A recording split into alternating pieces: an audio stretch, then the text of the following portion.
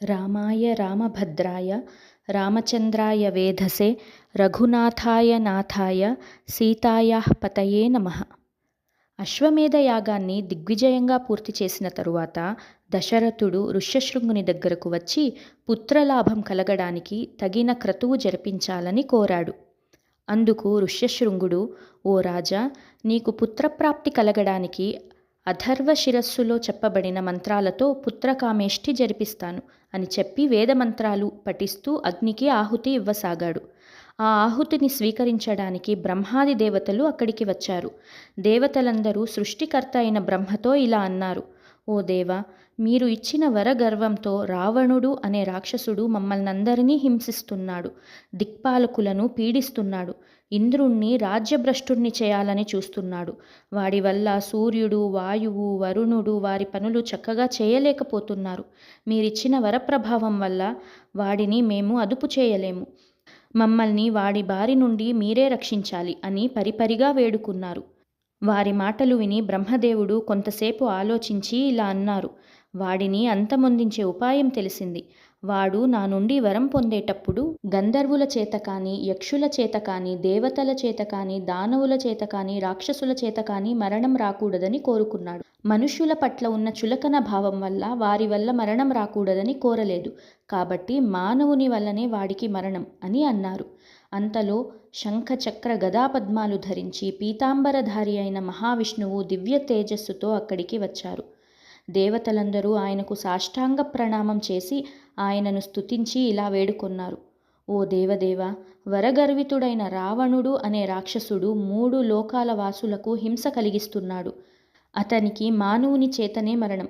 కాబట్టి మీరు ధర్మాత్ముడైన ఈ దశరథునికి 4 రూపాలలో పుత్రునిగా అవతరించి రావణుని సంహరించి మమ్మల్ని రక్షించు అని వేడుకొన్నారు. తనను శరణు కోరిన బ్రహ్మాది దేవతలతో మహావిష్ణువు ఇలా అన్నారు: భయపడకండి, మీకందరికీ మేలు చేకూరుతుంది.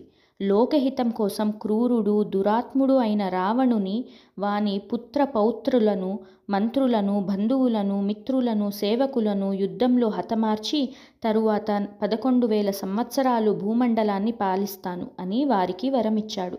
సంతోషించిన దేవతలు, దేవదేవ, నీవు లోకకంటకుడైన రావణుని సంహరించి 11,000 సంవత్సరాల తరువాత మరలా వైకుంఠానికి చేరుకోవాలి అని ప్రార్థించారు. సర్వజ్ఞుడైనప్పటికీ నారాయణుడు దేవతలతో ఇలా అన్నారు: రావణుడిని సంహరించేందుకు తగు ఉపాయం చెప్పండి అని. అందుకు దేవతలు విష్ణువుతో ఇలా అన్నారు: ఓ శత్రు సంహారక, రావణుడు తపస్సు చేసి తనకు దేవ, దానవ, యక్ష, గంధర్వ, రాక్షసుల వలన మరణం రాకూడదని బ్రహ్మదేవుని వద్ద వరాన్ని పొందాడు. అల్పులన్న భావనతో మానవులను అందులో చేర్చలేదు. కాబట్టి నీవు మానవునిగా అవతరించి వాని సంహరించి 3 లోకాలకు ఆనందాన్ని కలగజేయి అని ప్రార్థించారు. వారి మాటలను విని దశరథునికి పుత్రునిగా జన్మించాలని నిశ్చయించుకున్నాడు. దేవతల చేత పూజలందుకొని అక్కడి నుండి అంతర్ధానమయ్యారు. దశరథుడు నిర్వహిస్తున్న యజ్ఞం నుండి తేజోవంతుడైన దివ్య పురుషుడు ఉద్భవించాడు. అతని మేని నలుపు రంగులో ఉంది. కురులు, మీసాలు సింహం జూలులాగా మృదువుగా ఉంది. దివ్యాభరణాలు ధరించి ఉన్నాడు. సూర్యునిలా ప్రకాశిస్తున్నాడు. అతని చేతిలో వెండి మూత కలిగిన బంగారు పాత్ర ఉంది. అందులో దివ్య పాయసం ఉంది.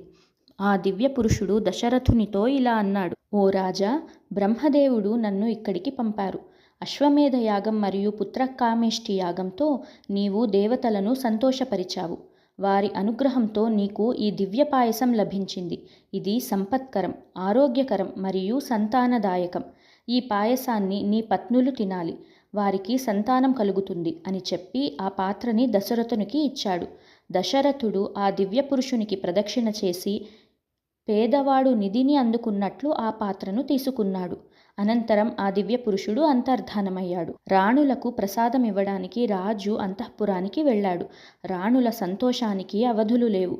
మహారాజు మొదట కౌసల్యాదేవికి పాయసంలో సగభాగాన్ని ఇచ్చాడు. తరువాత మిగిలిన దానిలో సగభాగం అంటే పావు వంతు సుమిత్రకు ఇచ్చాడు. పావు భాగాన్ని సగం చేసి కైకేయికిచ్చాడు. మిగిలిన భాగాన్ని మరలా సుమిత్రకిచ్చాడు. పాయసం స్వీకరించిన రాణులు చాలా సంతోషించారు. వాల్మీకి మహర్షిచే విరచితమైన రామాయణ మహాకావ్యంలోని 15 మరియు 16వ సర్గ సంపూర్ణమైంది. హనుమదంతర్గత శ్రీరామార్పణమస్తు. యత్ర యత్ర రఘునాథకీర్తనం తత్ర తత్ర కృతమస్తకాంజలిం బాష్పవారి పరిపూర్ణలోచనం మారుతిం నమత రాక్షసాంతకం.